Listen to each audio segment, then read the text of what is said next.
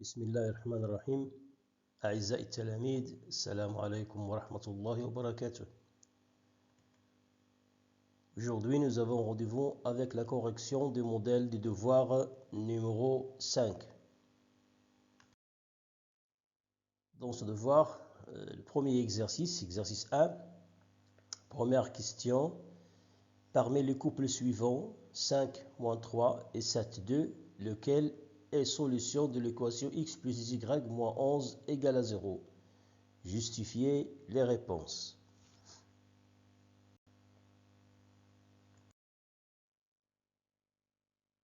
Donc, pour vérifier qu'un couple est solution d'une équation ou non, il suffit de remplacer ce couple dans l'équation. Si l'équation est vérifiée, alors ce couple est solution de cette équation, sinon, il n'est pas solution. Si on considère l'équation x plus 2y moins 11 égale à 0, en remplaçant le couple 5 moins 3 dans cette équation, on obtient. On remplace x par 5 et on remplace y par moins 3. On obtient donc 5 plus 2 multiplié par moins 3 moins 11 égale à 0. D'après ce qu'on a ici dans l'équation x plus 2y moins 11 égale à 0. Et on verra est-ce que cette égalité est bien vérifiée. Donc si on calcule 5 moins 6 moins 11 égale à 0. Après calcul, 5 moins 6 c'est moins 1 moins 11 c'est moins 12 égale à 0. Donc, moins 2 égale à 0, cette égalité n'est pas vérifiée. Donc, puisque moins 12 est différent de 0, alors le couple 5 moins 3 n'est pas solution de cette équation. Et on fait de même pour le deuxième couple. En remplaçant le couple 7, 2 dans cette équation, on obtient 7 à la place de x plus 2 fois 2 moins 11 égale à 0. Donc 7 plus 4 moins 11 égale à 0. C'est 11 moins 11 égale à 0. 0 égale à 0. Donc l'égalité finale qu'on a trouvée est vérifiée. Donc ce couple vérifie cette équation. Et puisque 0 égale à 0, donc alors le couple 7, 2 est une solution de cette équation. Pour la deuxième question, question A, on a à résoudre un système. Le système x plus y égale à 8 et 2x plus 4y égale à 22. On a bien vu que pour résoudre un système, pour résoudre algébriquement un système, soit qu'on procède par la méthode de substitution, soit par la méthode de combinaison linéaire. Ici, je vais procéder par la deuxième combinaison linéaire. Donc on a x plus y égale à 8, 2x plus 4y égale à 22, signifie, je multiplie la première équation par moins 2. Ici, je rappelle toujours qu'on doit multiplier les deux membres de l'équation par un même nombre non nul. Il ne suffit pas de multiplier l'un des membres et de laisser l'autre. On aura une autre équation qui a d'autres solutions, donc on n'a pas répondu à la question demandée. Donc, en multipliant les deux membres par moins 2, on obtient moins 2x moins 2y égale à moins 16. Et pour la deuxième, on le multiplie par 1 et on obtient 2x plus 4y égale 22. Donc, on passe à l'étape suivante, c'est qu'on fait la somme des deux équations membre à membre. On obtient moins 2x moins 2y plus 2x plus 4y égale à moins 16 plus 22. Donc 2y égale à 6. Parce que moins 2y plus 4y, c'est 2y égale à 6. Donc y égale à 6 sur 2, d'où y égale à 3. Maintenant, on a trouvé la valeur de l'une des inconnues y. Soit qu'on fait la même chose pour trouver x, soit qu'on remplace la valeur de x dans l'une des équations la plus simple pour trouver x et on choisit ici de remplacer dans l'équation x plus y égale à 8 puisque c'est plus simple que la deuxième. Donc en remplaçant y par 3 on obtient x plus 3 égale à 8, donc x égale à 8 moins 3 d'où x égale à 5. Et finalement, d'où le couple 5,3 est la solution de ce système. Donc, on remarque ici que ce système admet une seule solution. Et pour la question B, donnez une interprétation graphique du résultat obtenu. Ça veut dire comment peut-on expliquer graphiquement ce résultat qu'on a obtenu de ce système. La solution de ce système, c'est le couple 5,3. Bon, ce résultat qu'on a obtenu, comment peut-on l'expliquer graphiquement? Ici, on donne une interprétation graphique. On n'a pas besoin de faire une résolution graphique dès le début, parce qu'on a déjà résolu le système. Donc, on considère les droites D et D' telles que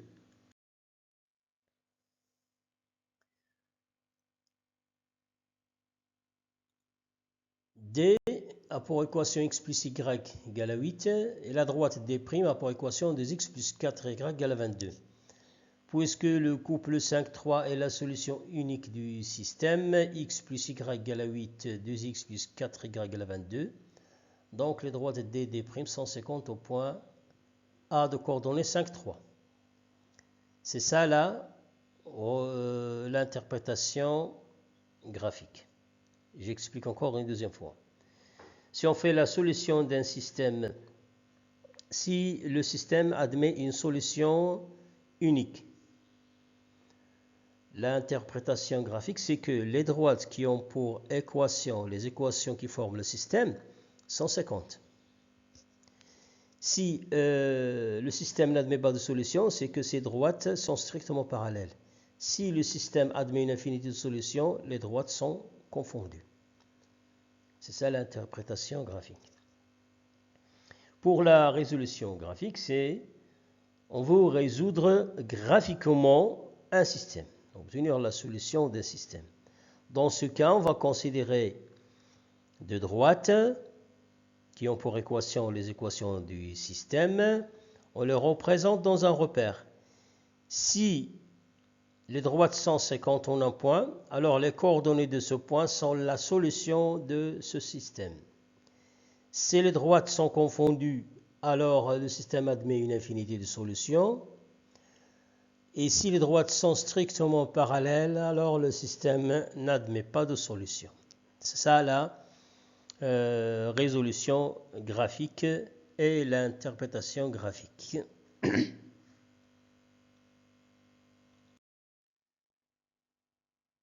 On passe maintenant à la troisième question. Dans la troisième question, on a un problème. Dans une urne, il y a des boules rouges et des boules noires. Leur somme est 8. Si on ajoute 3 boules rouges et on double le nombre de boules noires, le nombre total de boules devient 14.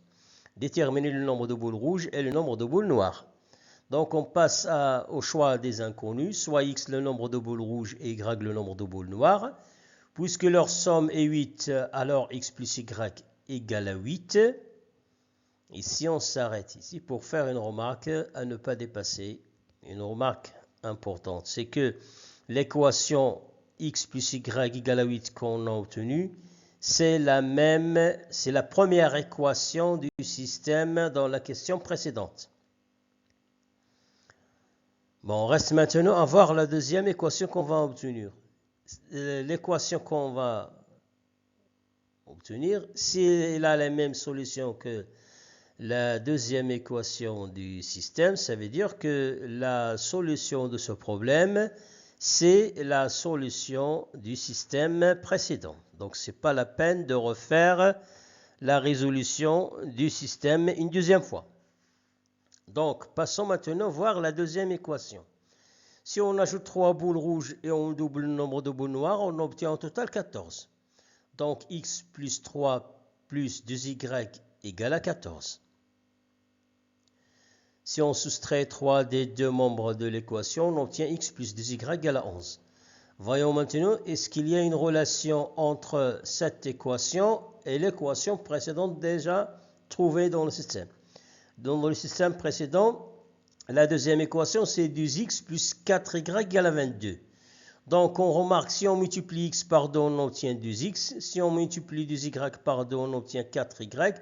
Et si on multiplie 11 par 2, on obtient 22. On obtient donc l'équation 2x plus 4y égale à 22. Et c'est la même équation qu'on a dans le système précédent. Donc, la solution de ce problème est la même solution que la solution du système précédent. Donc, puisqu'on a obtenu le système de la question précédente et que x égale à 5 et y égale à 3, donc le nombre de boules rouges est 5, le nombre de boules noires est 3. Donc, c'est une remarque à faire. Si on a résolu un système et après on a un problème, il faut s'assurer est-ce qu'il y a une relation entre le système précédent et le problème ou non.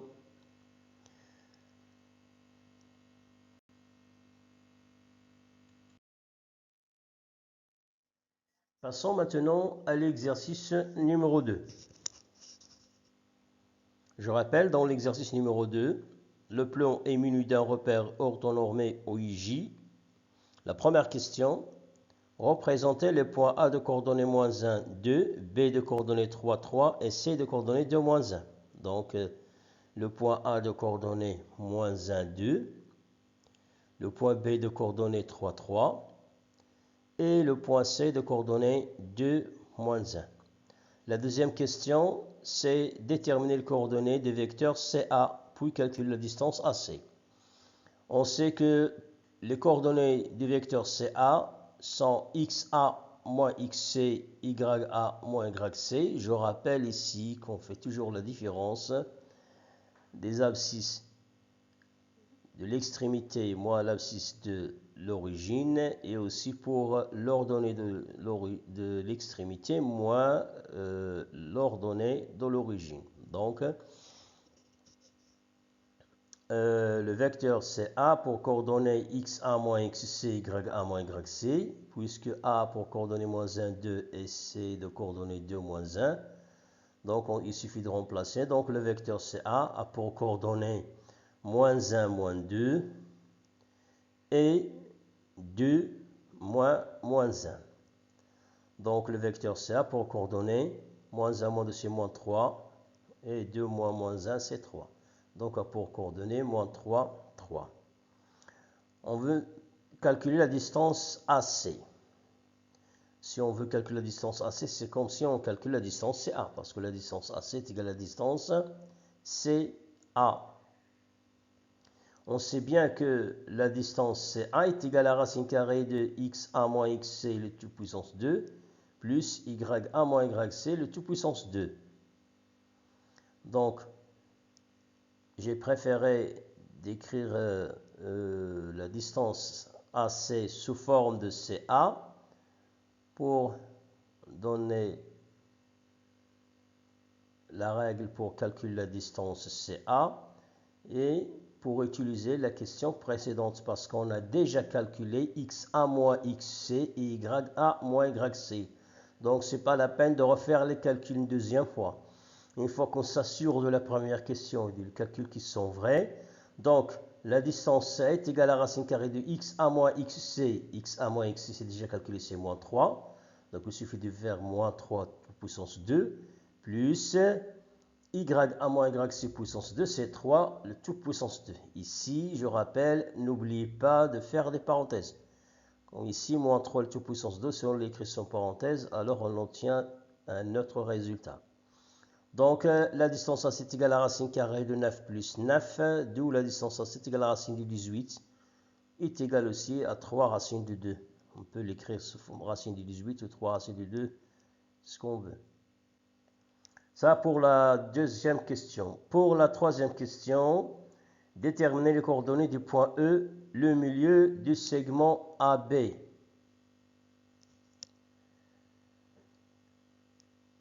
On a E et le milieu du segment AB. Donc, XE est égal à XA plus XB sur X2, sur 2. Et YE égale à YA plus YB sur 2. Puisque le point A de coordonnées moins 1, 2 et B de coordonnées 3, 3, alors XE est égal moins 1 plus 3 sur 2 et YE égale 2 plus 3 sur 2. D'où on obtient le point E de coordonnées 1, 2,5.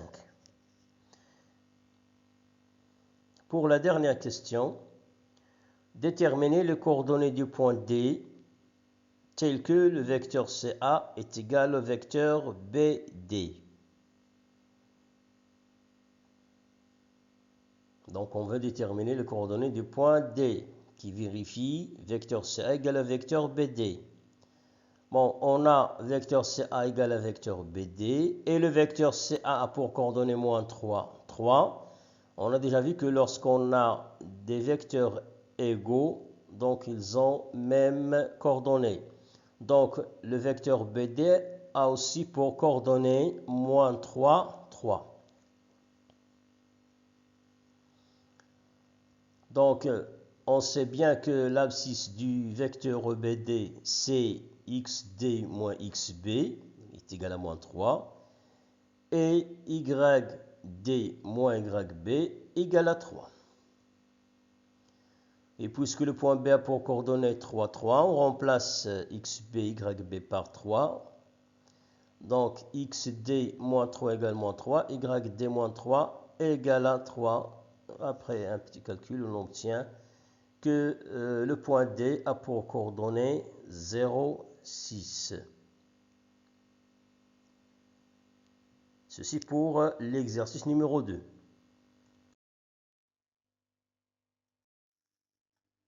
Allons voir maintenant le dernier exercice, exercice 3. Le plan est muni d'un repère orthonormé OIJ. On considère le point F de coordonnées moins 3, 1 et la droite D d'équation y égale à moins 3x moins 4. La première question montrait que le point F n'appartient pas à la droite D. Bon, cette question, elle ressemble à la première question dans le premier exercice. Comment montrer qu'un couple est solution d'une équation? C'est la même chose si on veut vérifier si un point appartient à une droite ou non. Donc, montrons que le point F de coordonnées moins 3, 1 n'appartient pas à la droite D, parce qu'on a dit dans la question, montrer que le point F n'appartient pas à la droite D. D'équation y égale à moins 3x moins 4. Pardon. Dans l'équation de D, on remplace x par moins 3. Regardez bien ici. Pour montrer que le point F n'appartient pas à la droite D, donc on peut remplacer le couple x, y par le couple moins 3, 1. Ça veut dire on remplace x par moins 3 et on remplace y par 1. Ici, j'ai remplacé uniquement x par moins 3. Et je vais vérifier, est-ce que y va prendre la même valeur 1 que l'ordonnée du point F. Je répète. Ici, j'ai remplacé x par moins 3. Je n'ai pas remplacé y. Donc, je remplace x dans cette équation et on verra est-ce que y, ça va prendre la même valeur que l'ordonnée de f. Bon, dans cette équation, on remplace x par moins 3. Qu'est-ce qu'on obtient donc? Y égale moins 3 fois moins 3 moins 4. Donc, y a pour valeur 9 moins 4. Donc, y aura pour valeur 5. Bon, cette valeur qu'on a trouvée pour y, c'est 5. Alors que l'ordonnée de f, c'est 1. Puisque 5 est différent de 1, donc le point F n'appartient pas à la droite D. On peut le faire autrement, que je viens de dire. Je peux remplacer y par 1 et remplacer x par moins 3 à la fois. Et voir est-ce que l'égalité que j'obtiens, est-ce qu'il est vérifié ou non.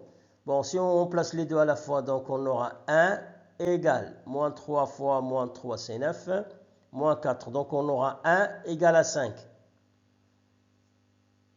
Et puisque 5 est différent de 1, on a aussi la même conclusion. Hein. Puisque 5 est différent de 1, donc le point F de coordonnées moins 3, 1 n'appartient pas à la droite D. Ça pour la première question. Pour la deuxième question, déterminer l'équation de la droite delta passant par F est perpendiculaire à D. Je rappelle ici, si on a deux droites qui ont des équations réduites, s'ils sont parallèles, ça signifie qu'ils ont même pente. S'ils sont parallèles, ils ont même pente. Et s'ils sont perpendiculaires, alors le produit de leur pente est égal à moins 1. Attention à ne pas inverser. Puisque la droite D et delta sont perpendiculaires, alors le produit de leur pente, de leur coefficient directeur est égal à moins 1. Donc moins 3 fois A égale moins 1. Si on calcule, on trouve que A égale à 1 sur 3. Donc, l'équation delta aura une équation de la forme y égale à 1 sur 3x plus b. Donc, reste à déterminer le point B. Ici, c'est mieux de choisir au début, c'est mieux de choisir la delta pour équation y égale à ax plus b. Et qu'on cherche A et B. C'est ce qu'on a fait ici. On a trouvé la valeur de A, 1 sur 3. Il reste maintenant à trouver la valeur de B. Et pour trouver la valeur de B, on va utiliser le point F, parce que le point F appartient à delta. Donc, puisque le point F de coordonnées moins 3 appartient à delta, donc YF égale à 1 sur 3XF plus B. C'est ce qu'on a déjà dit, tout point qui appartient à une droite delta a pour coordonnées un couple qui vérifie l'équation de delta. Donc 1 égale à 1 sur 3 multiplié par moins 3 plus B. Donc 1 égale à moins 1 plus B. J'ai passé à l'étape suivante. Donc 1 plus 1 égale à B. Donc B égale à 2. D'où delta a pour équation y égale à 1 sur 3x plus 2. C'est l'équation de delta, la perpendiculaire à D qui passe par F. La troisième question.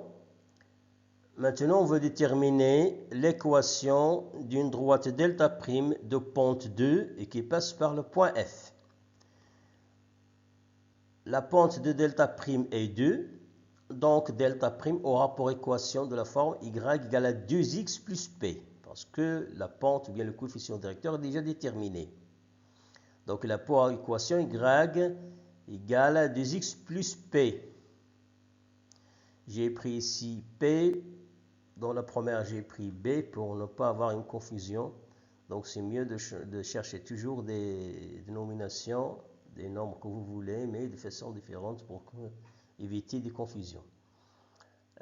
Puisque le point F a pour coordonnée moins 3, 1 appartient à delta prime, donc les coordonnées du point F vérifient l'équation de delta prime. C'est ce que j'ai écrit ici. Donc YF égale à 2xF plus P. Si on remplace, donc 1 égale à 2 fois moins 3 plus P. Donc 1 égale à moins 6 plus P. Donc 1 plus 6 égale à P, d'où P égale à 7. Enfin, on obtient l'équation de delta prime, c'est Y égale à 2x plus 7. Passons maintenant à la dernière question. C'est déterminer les coordonnées des points d'intersection de la droite D avec les axes du repère. Donc on veut déterminer ces deux points. Point d'intersection de la droite D avec l'axe des abscisses et le point d'intersection de la droite D avec l'axe des ordonnées. On choisit un point, soit A, le point de coordonnées XA, YA, l'intersection de D et l'axe des abscisses. Donc, qu'est-ce qu'on dit lui maintenant? Puisque le point A appartient à l'axe des abscisses, donc il a une ordonnée qui est nulle. Donc, YA égale à 0. Donc, le point A sera de coordonnées XA 0. Et puisque le point A appartient à la droite D, et que D a pour équation y égale à moins 3x moins 4. Donc, comme on a fait précédemment, le couple XA0 vérifie l'équation de D. Donc, 0 égale à moins 3 fois XA moins 4. On a remplacé ce couple dans l'équation. Donc, 0 plus 4 égale à moins 3XA. Donc, XA égale moins 4 sur 3, d'où le point A pour coordonner moins 4 sur 3, 0. C'est le point d'intersection de la droite D avec l'axe des abscisses.